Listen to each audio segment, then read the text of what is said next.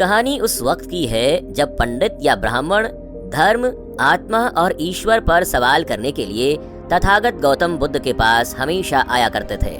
गौतम बुद्ध से ज्ञान पाने या ज्ञान का मुकाबला करने की नीयत से बहुत से ब्राह्मण आते रहते थे। ऐसे ही एक ब्राह्मण गौतम बुद्ध से निम्न वार्ता धर्म मार्ग के परिचय के लिए आता है और आकर तथागत गौतम बुद्ध से पूछता है, आप सब लोगों को ये बताते हैं कि आत्मा नहीं है, स्वर्ग नहीं है, पुनर्जन्म नहीं है, क्या ये सत्य है? गौतम बुद्ध ने कहा, आपको ये किसने बताया कि मैंने ऐसा कहा? तब ब्राह्मण ने कहा, नहीं, ऐसा किसी ने बताया नहीं। तब फिर गौतम बुद्ध ने कहा, मैंने ऐसा कहा, ये बताने वाले व्यक्ति को आप जानते हो? ब्राह्मण ने कहा, नहीं। फिर से गौतम बुद्ध ने कहा, मुझे ऐसा कहते हुए आपने कभी सुना है? ब्राह्मण ने कहा, नहीं, पर लोगों की चर्चा सुन के ऐसा लगता है। अगर ऐसा नहीं है तो आप क्या कहते हैं? गौतम बुद्ध ने कहा, मैं कहता हूँ मनुष्य को वास्तविक सत्य स्वीकारना चाहिए। तो ब्राह्मण ने कहा, मैं समझा नहीं तथागत, कृपया सरल भाषा में समझाइए। गौतम बुद्ध ने कहा, मनुष्य के पास 5 ज्ञानेंद्रियां हैं जिसकी मदद से वो सत्य को समझ सकता है। आंखें, मनुष्य आंख से देखता है। कान, मनुष्य कानों से सुनता है। नाक, मनुष्य नाक से श्वास लेता है। जीभ, मनुष्य जुबान से स्वाद लेता है। त्वचा, मनुष्य त्वचा से स्पर्श महसूस करता है। इन 5 ज्ञानेंद्रियों में से 2 या 3 ज्ञानेंद्रियों की मदद से मनुष्य सत्य ज्ञान जान सकता है। ब्राह्मण ने कहा, कैसे तथागत? गौतम बुद्ध ने कहा, आंखों से पानी देख सकते हैं, पर वो ठंडा है या गर्म ये जानने के लिए त्वचा की मदद लेनी पड़ती है। वो मीठा या नमकीन ये जानने के लिए जीभ की मदद लेनी पड़ती है। ब्राह्मण ने फिर कहा, भगवान है या नहीं, इस सत्य को कैसे जानोगे? गौतम बुद्ध ने कहा, आप वायु को देख सकते हैं? ब्राह्मण ने कहा, नहीं। फिर उसके बाद गौतम बुद्ध कहते हैं, इसका मतलब वायु नहीं है, ऐसा होता है क्या? ब्राह्मण ने कहा, नहीं तथागत।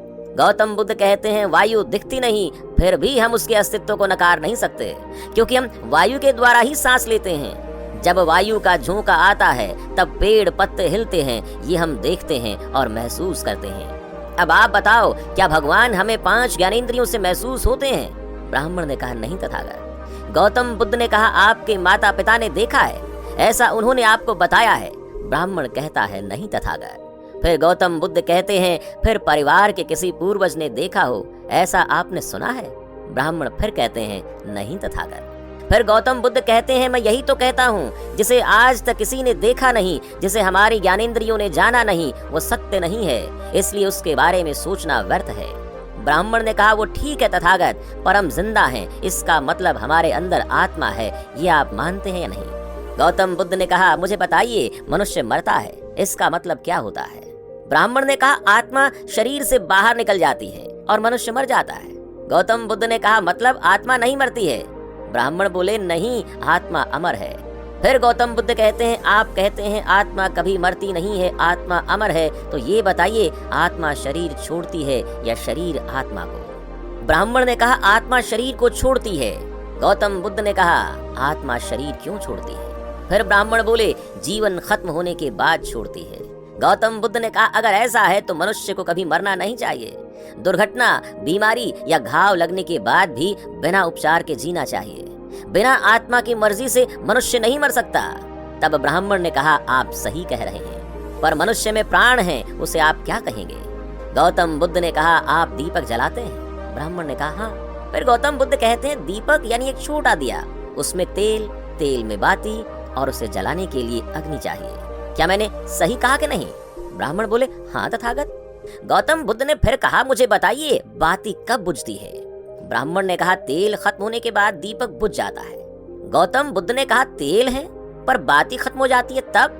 ब्राह्मण ने कहा, दीपक बुझ जाता है तथागत। गौतम बुद्ध ने कहा, इसके साथ तेज वायु के प्रवाह से, बाती पर पानी डालने से या दिया टूट जाने पर क्या होगा?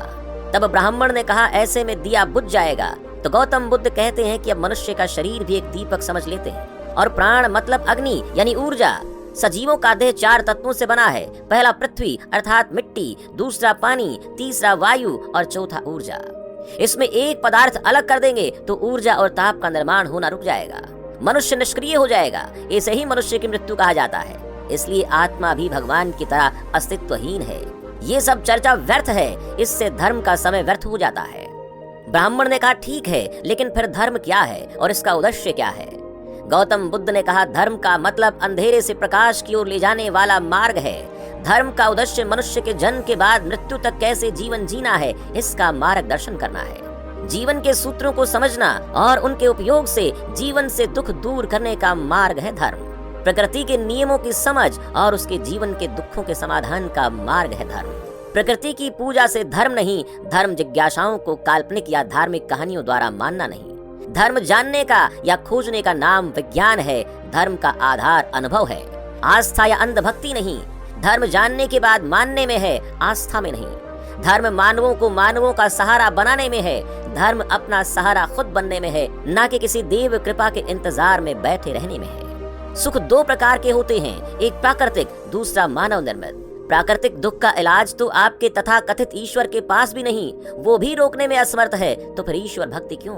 धर्म मानव निर्मित दुखों का समाधान है, क्योंकि हमारे जीवन में प्राकृतिक दुख एक तालाब के समान है, पर मानव निर्मित दुख समुद्र के समान है। मतलब दुखों का सबसे बड़ा हिस्सा मानव निर्मित है। जैसे समाज में जातिगत बंटवारा और असमान आर्थिक बंटवारा, गलत राजनीति, गलत व्यक्तिगत आदतें, बीमारियां, धार्मिक सोच, चलन और दमन आदि। धर्म का प्रथम सूत्र है, हर चीज से बड़ा है न्याय। तथा कथित ईश्वर से भी बड़ा न्याय व्यवस्था ही धर्म है। क्या आप गुलामी और शोषण के बदले ईश्वर लेना चाहोगे? जन्म से मृत्यु के बीच सभी जीवों का जीवन सुखमय बनाना ही धर्म का अंतिम लक्ष्य है। तब ब्राह्मण ने कहा, मैं धन्य हुआ आपसे बातें करके। मेरा धार्मिक ज्ञान का, श्रेष्ठता का अहंकार जाने कहाँ गायब हो गया। बड़ा मुक्त और हल्का महसूस कर रहा हूँ। अपने और पराये का भ्रम दूर हुआ, सब अपने से लगने लगे। आपसे ज्ञान पाकर मेरा जीवन धन्य हुआ तथागत। ऐसा कहते हुए वो तथागत के चरणों में गिर जाता है। तो दोस्तों, कैसी लगी आपको हमारी ये कहानी, हमें कमेंट करके जरूर बताना। और हाँ, वीडियो को लाइक करके अपने दोस्तों, परिवारजनों को शेयर अवश्य करना। और ऐसी ही कहानियाँ रोजाना सुनने के लिए हमारे चैनल को सब्सक्राइब करके बेल नोटिफिकेशन ऑन करके ऑल पर सेट कर लें, ताकि आप तक हमारी हर नई कहानी बिना किसी रुकावट के पहुंचती रहे। धन्यवाद।